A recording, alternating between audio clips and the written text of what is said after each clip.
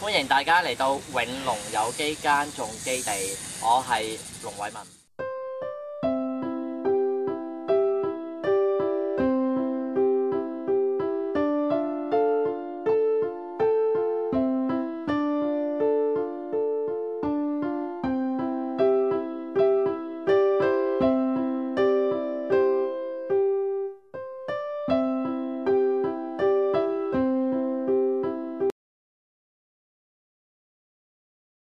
喺我身旁呢一棵咧就係荷蘭豆啦。咁喺香港咧最適合種荷蘭豆嘅時分咧就係每一年嘅10月，2-3個月之後咧荷蘭豆咧就會出嚟噶啦。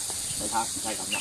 咁但係咧，如果咧你喺4月內咧，你仲唔去收割你嘅荷蘭豆，啲荷蘭豆就會變黃枯乾。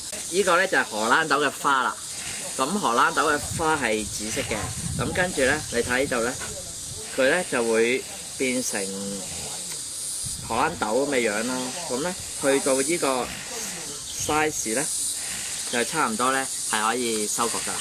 而家咧我哋就要收割荷蘭豆啦。收割荷蘭豆嘅方法好簡單，首先你就要有個呢啦，跟住咧就有把鉸剪，咁你就可以收割荷蘭豆噶啦。